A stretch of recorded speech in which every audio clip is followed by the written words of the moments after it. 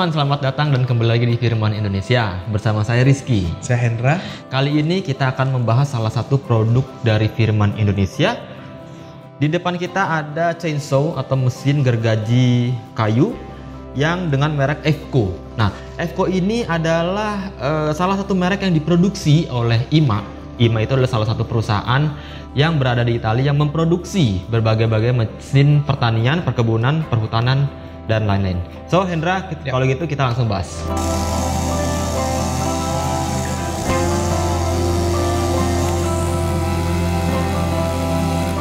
Jadi Sobat Firman, Tanya Firman adalah salah satu program dari Firman Indonesia di mana kita akan membahas beberapa produk dari Firman Indonesia dan juga kita akan membahas pertanyaan-pertanyaan yang diajukan oleh sobat-sobat Firman di Facebook, YouTube, Instagram, pesan, dan juga lain-lain. Nah, sekarang kita langsung aja lihat ya pertanyaan pertama. Kita lihat ini dari YouTube, Hendra. Pertanyaannya dari Romi Hasahatan.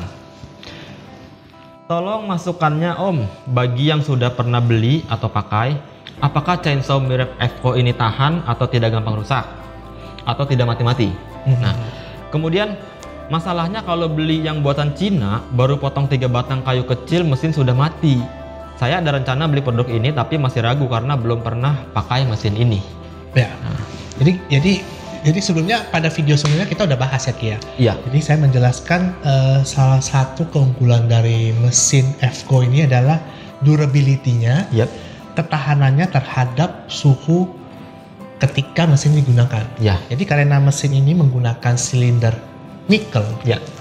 Jadi mesin ini tahan terhadap overheat yang disebabkan akibat pembakaran, sehingga ketika mesin sudah mencapai suhu tertentu yang dimana pada mesin-mesin lainnya yang memiliki kualitas yang lebih rendah ini tidak bisa hidup, tapi mesin EFCO ini tidak mengalami masalah sehingga tetap bisa digunakan walaupun sudah panas seperti itu. Oke, berarti jadi tidak usah khawatir. Tidak khawatir ya. Masalah itu tidak akan terjadi pada mesin EFCO ini ya. Firman. Ya. Oke, namun jadi ada beberapa hal yang harus ada beberapa hal ya Ki. Jadi contohnya seperti apa? Ketajaman dari rantai ini juga penting Ki. Jangan sampai kita atau operator mengabaikan beberapa settingan standar.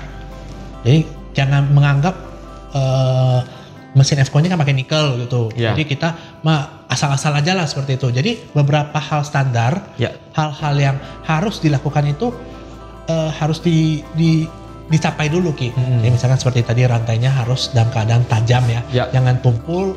Terus ketika menggunakan mesin ini juga dalam kondisi areanya ini bebas dari debu kotoran, karena namanya debu kotoran ini kan kalau sangat banyak atau tidak normal ini kan masuk ke dalam mesin. Sehingga namanya debu atau kotoran ketika masuk ke dalam mesin, otomatis udara yang masuk ke dalam pembakaran ini tidak cukup, sehingga terjadi overheat yang berlebihan seperti itu Ki. Jadi ada aturan-aturan yang harus kita capai terlebih dahulu untuk mendapatkan performance yang paling sempurna bagi mesin ini seperti itu Ki. Oke. Nah, jadi Sobat Firman yang mungkin masih penasaran yang pembahasan kita, Sobat Firman bisa tonton videonya di sini. Ya, di sini kita ada pembahasan secara detail mengenai EFCO, mesin gergaji kayu EFCO ini ya, gitu. Oke, dari Romia itu sudah penjelasan sudah cukup segitu. Jadi cukup ya kalau misalkan Sobat Firman ini penggunaannya normal, maka hal tersebut mati-mati atau tidak bisa hidup ketika panas ini pasti tidak muncul di penggunaan pada mesin EFCO original ya. Kita bilang EFCO original ini pasti tidak ditemukan seperti itu. Karena ini mungkin Pak Romi ini ragu karena mesin-mesin yang sudah pernah dia pakai 3 kali potong mati langsung. Ya, memang pada umumnya kejadian yang sering terjadi pada mesin-mesin itu ya overheat, jadi nggak mau hidup.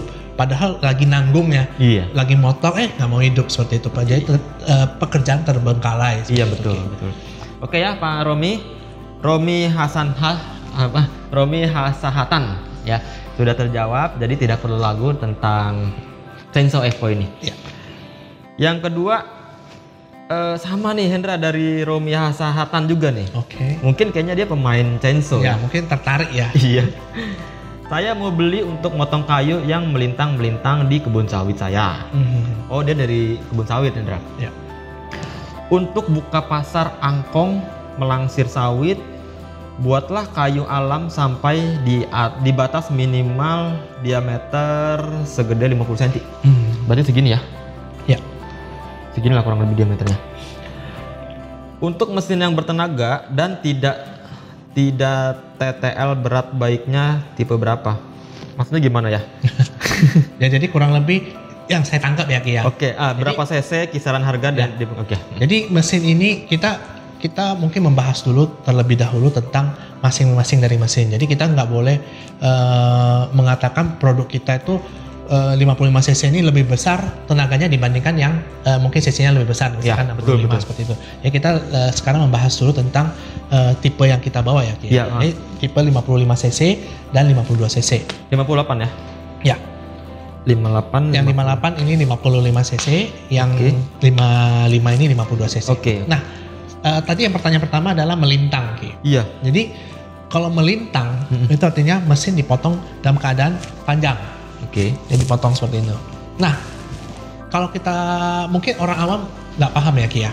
Namanya motong kayu itu memang ada dua arah, melintang atau sejajar seperti itu. Oh gitu. Nah, ketika kalau bahasa di dunia chainsaw ini biasanya kita bilang potong dan belah Ki.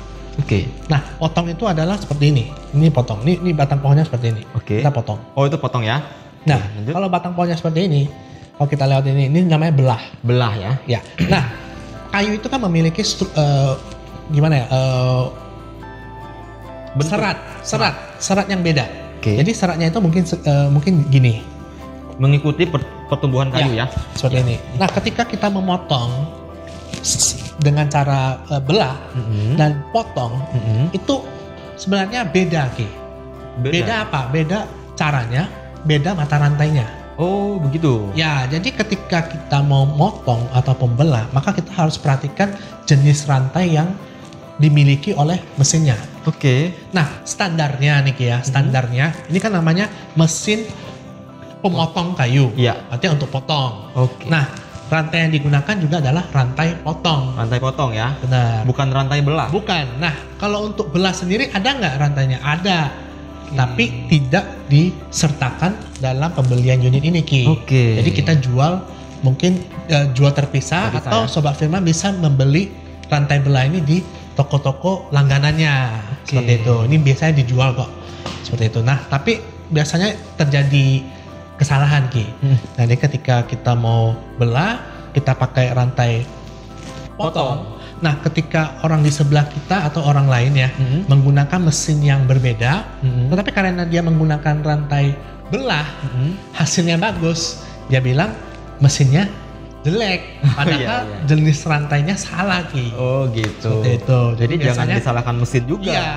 Jadi perbedaan di jenis rantainya ini juga terhadap hasil potong dan belah ini cukup signifikan Ki. Oke, seperti itu ya. Ya. Lanjut, kalau ini kan, jadi pertanyaannya seperti ini Hen. Untuk mesin yang bertenaga dan tidak berat baiknya tipe berapa? Tadi kan udah jawab ya. Berapa cc yang tadi? Jadi kita kembalikan lagi ke Sobat Firman ini ya. Jadi Bang biasanya menggunakan mesin apa Ki? Nah, selain dari dua tipe ini, kalau misalkan Sobat Firman ini mau membeli yang lebih besar lagi cc-nya, kita juga punya Ki. Ada ya? Ada, yaitu tipe MT6500 yang memiliki kapasitas silinder itu 65 cc. Oke. Nah, itu memiliki kapasitas yang lebih besar, otomatis tenaganya juga lebih besar. Berapa cc tadi? 65. 65 cc ya Sobat Firman ya. Oke. Jadi kalau untuk Sobat Firman ini mungkin ada beberapa detail ya yang harus kita tanyakan kembali. Iya betul. Jadi penggunaannya berapa lama, berapa banyak, terus kebutuhan terhadap kapasitas silinder ini ada nggak? Kalau misalkan dia mau cari yang di atas ini ya, kita akan menawarkan produk MT6500 yang lebih besar lagi ya. Besar, Oke, jadi Bang Romi ya sudah terjawab dari Hendra Kusuma. Kemudian pertanyaan selanjutnya Hendra, ini tentang harga.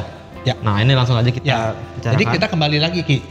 Kalau kita nanya ke konsumen, mungkin konsumen yang ada yang lebih suka ke performance. Ada konsumen yang lebih suka ke produk yang ekonomis. Iya. Nah jadi kembali lagi ya.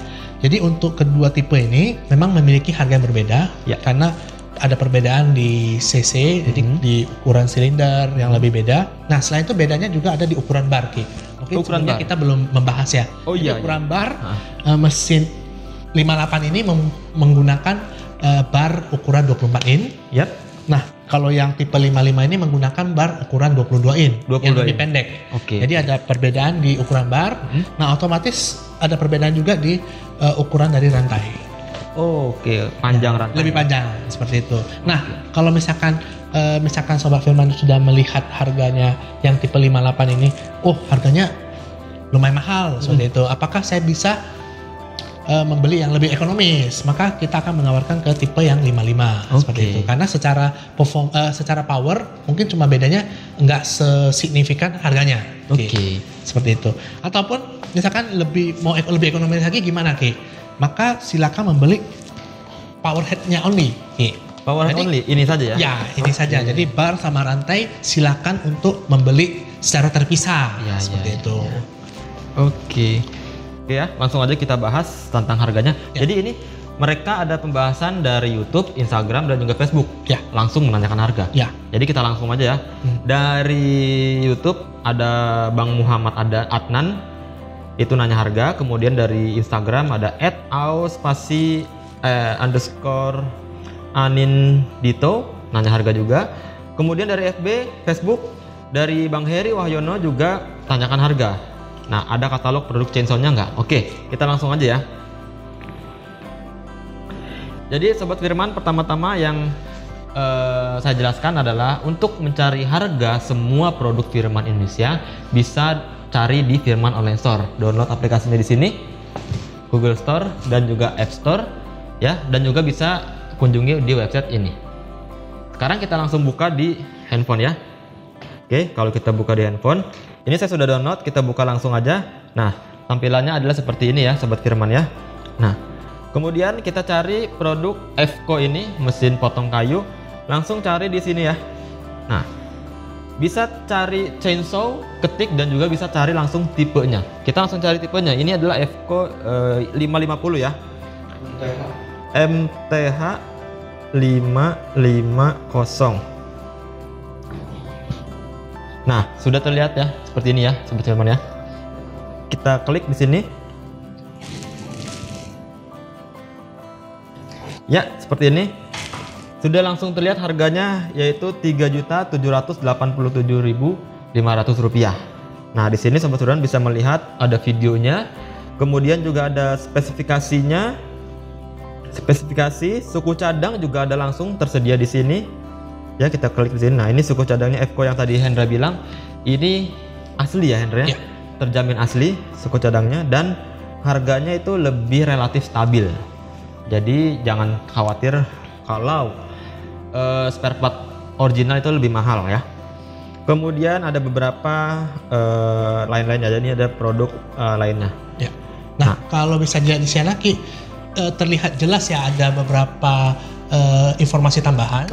Jadi ada tulisan bar, rantai itu yang ini yang harga ini adalah harga yang menggunakan bar dan rantai Oregon seperti yang di video ini ya. Seperti ini ya, paketan ini ya. Jadi misalkan kalau mau menanyakan produk-produk yang misalkan mau menggunakan bar atau rantai yang seperti apa, silakan menghubungi kami ya. Jadi silakan menghubungi kami untuk mendapatkan informasi lebih jelas untuk perubahan spare part yang digunakan. Jadi bisa milih ya. Bisa mau pakai 20 inci, 22 inci. Gitu jadi kita menyediakan hal tersebut sehingga lebih fleksibel Ki. Nah, tapi untuk harga kita set di yang paling ini ya, yang paling standar lah. Standarnya dari satu set seperti ini ya. Itu untuk harga MTH 550. Kemudian harga MTH 580 yaitu kita langsung cari di sini ya. 580 adalah harganya Rp3.937.500. Nah, Hendra, Mungkin ini sebagian orang awam melihat oh ini harganya mahal sepertinya. Nah mungkin kalau kita ngomong di pasaran mungkin kita tahu sendiri ya, ada harga, ada rupa, ada barang. Nah Hendra bisa jelaskan nggak ini kenapa harganya mahal seperti ini? Jadi begini Ki, kalau urusan harga kadang-kadang namanya orang punya kebutuhan, artinya menggunakan chainsaw ini untuk mencari uang sebagai mata pencaharian. Nah, ketika kita menggunakan mesin untuk melakukan pencaharian, misalkan nih ya, contoh analoginya seperti mobil, seperti itu. Ketika kita menggunakan mobil A, mobil B, dan mobil C yang memiliki selisih harga, tetapi masalahnya ada satu, yaitu yang tadi yang paling sering terjadi yaitu mati ketika sudah panas. Iya, baru 3 kali potong padahal.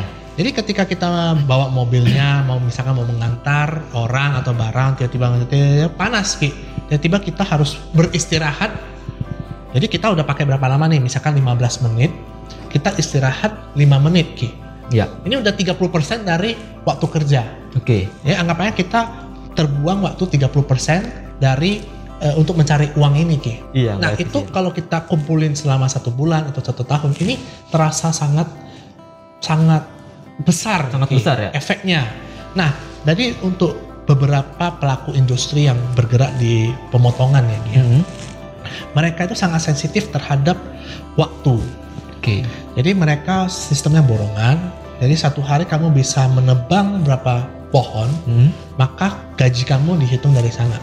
Jadi mereka merasakan efek, wah, memang harganya lebih mahal, tapi saya bisa menghemat waktu sehingga pendapatan saya lebih tinggi. Nah, pendapatan yang lebih tinggi itu bisa menutupi selisih harganya, Ki. Jadi ini kita kembalikan lagi terhadap konsumen. Jadi dia lihat dari segi mana. Apakah dari segi jika menggunakan mesin yang lebih bagus, yang bisa menghemat waktu, itu profitnya bisa nggak lebih tinggi daripada selisih harganya. Seperti itu, Ki. Dan mungkin juga frekuensi penggantian spare part lebih lama ya. Nah, jadi tadi kan kita bilang waktu. Terus keunggulan yang kedua yaitu oli. Jadi oli ini namanya mesin 2 tak ini kan penggunaan oli samping ini nggak bisa dihindari. Betul. Artinya harus kita buang. Buang gitu. Dibakar bersamaan dengan bahan bakar bensin. Betul. Nah, kalau misalkan 1 hari itu dia mungkin mau kerja 8 jam atau 10 jam seperti itu. Berapa banyak oli yang harus dia buang per hari? Betul sekali. Nah, kita bilang lah mungkin 1 hari itu 0,5 liter. Nah, ketika dia menggunakan mesin FCO ini, maka dia menghemat setengahnya. Jadi 250 mili. Jadi dia 1 hari itu bisa menghemat setengah dari penggunaannya. Nah, kita anggapannya sehari mungkin kalau seliter oli 2 tak mungkin sekitar 20.000, mungkin sehari itu pakainya 10.000, dia bisa hemat 5.000 per hari Ki. Nah, sebulan 150.000 per minggu, per bulan, per tahun itu lumayan Ki, bisa buat beli mesin baru. Iya, betul sekali sih kalau kita hitung seperti itu ya. Ya kalau kita hitung itu tadi saya perumpamannya mungkin 0,5 liter ya Ki, tapi mungkin bisa lebih banyak. Seperti itu. Nah, jadi dari pertama waktu itu uang. Betul. Jadi dari waktu itu dia bisa mendapatkan profit yang lebih banyak. Dikonversikan lagi ya. Kemudian penggunaan oli yang lebih hemat sampai 50%. 50% tentunya. Seperti itu, ya. Kemudian juga frekuensi penggantian spare part. Jadi menggunakan spare part yang kualitasnya tinggi sehingga tidak perlu secepat itu untuk mengganti spare part yang biasanya diganti. Jadi kalau saya sendiri pribadi sih memang saya rela mengeluarkan uang sedikit lebih banyak daripada harus pusing. Betul. Daripada harus pusing dan daripada setiap harinya keluarkan banyak juga operasional. Gitu ya. Jadi sobat-sobat seperti itu ya. Tadi sudah dibilang Hendra ada 3 keunggulan kenapa ini harganya lebih mahal. Seperti itu, jadi 3-tiganya ini justru bisa dikonversikan lebih ke ekonomis gitu. Karena sama seperti mungkin masyarakat Indonesia ya. Biasanya kalau mau beli mobil itu yang ditanya hematnya, bukan harga mobilnya. Lebih hemat mana seperti itu. Betul, Karena memang operasionalnya ini yang lebih terasa ya Ki ya. Ya. Jadi penggunaan sehari-hari ini kalau biayanya tinggi itu lebih terasa dibandingkan dengan Betul. pembelian waktu pertama kali. Apalagi penggunaan untuk komersial. Untuk mencari nafkah ya. Betul. Seperti itu. Oke, jadi nggak perlu lagu ya. Jadi memang harganya sedikit mahal, tapi kalau saya pribadi rela untuk melakukan harga itu untuk mendapatkan hasil yang maksimal dan juga profit yang lebih daripada mesin gergaji kayu ini. Oke. Pertanyaan kurang lebih sih sudah ya, pertanyaannya sudah habis. Nah jadi Sobat Firman yang mungkin masih ada pertanyaan-pertanyaan lagi, langsung aja langsung aja tulis komentar di bawah ini, nanya tentang produk Eko, boleh juga nanya tentang produk dari Firman lainnya. Oke Hendra, seperti itu aja. Mungkin ada tips lagi atau closing statement untuk sobat-sobat Firman? Ya, jadi untuk mesin chainsaw ini mungkin karena saya sering ke lapangan ya, jadi saya melihat kondisi-kondisi di mana mesin ini biasanya tidak dirawat Ki. Jadi tidak dirawat itu apa? Karena kan mesin ini kan namanya gergaji kayu. Jadi ketika kita menggergaji serpihan kayu itu kan nempel ke mesin. Yep. Nah, nempel ini karena apa? Karena oli yang meluber Ki. Oke. Jadi bagian-bagian di sini ya, bagian keluaran oli ini kadang-kadang ada oli yang nggak dilap. Oh ya. Nah, serpihan kayu maka otomatis akan menempel. Ya, betul. Nah, lama-lama tempelannya ini kan namanya oli ini kan lama-lama mengeras Ki. Jadi keras. Padahal kalau kita bersihin tiap hari itu dia gampang, oli itu gampang dibersihin. Tapi kalau udah mengeras itu sulit sekali untuk dibersihkan. Nah, lama-lama bagian sini biasanya yang paling sering rusak sih. Oke. Bagian sini itu gara-gara kerak-kerak yang nempel akibat serpihan kayu. Ya. Nah, otomatis di dalam sini juga ada putaran. Ini ada putaran rantai. Kadang-kadang juga muncul percikan api. Oh gitu. Ya karena besi ketemu kayu ya, kayu yang serpihan lagi. Jadi gampang terbakar. Oh, oke. Itu lama-lama di sebagian sini menjadi gosong. Nah, jadi kebersihan itu juga sangat penting dan mohon untuk agar lebih diperhatikan. Oke. Jadi mesin yang bersih otomatis umurnya akan lebih awet. Oke, mantap sekali tipsnya ya. Jadi Sobat Firman ini perhatikan tadi Hendra sudah ngomong tipsnya tentang perawatan dan kebersihan dari Eko ini. Ya, jadi dari sana juga saringan udara ya tadi ya, agar lebih diperhatikan, dibersihkan setiap sesudah penggunaan. Karena bersihkan semprot ya. Karena namanya kayu itu kan kalau udah kumpul banyak-banyak makin lama makin susah untuk dibersihkan Ki. Iya, betul sekali. Ya. Oke, jadi Sobat Firman kurang lebih seperti itu pembahasan dari saya Rizky dan Hendra Kusuma tentang mesin gergaji kayu ini merek Eko ya. Oke, dari kita cukup sekian. Semoga Sobat Firman di rumah paham tentang penjelasan dari kita dan juga mengerti tentang mesin gergaji kayu Eko ini. Oke, jangan lupa Sobat Firman kalau suka video ini klik tombol like-nya, subscribe, klik tombol loncengnya. Dan juga share ke semua teman-teman Sobat Firman yang menggunakan mesin gergaji kayu ini. Dari saya Rizky, saya Hendra, dan sampai jumpa di video selanjutnya.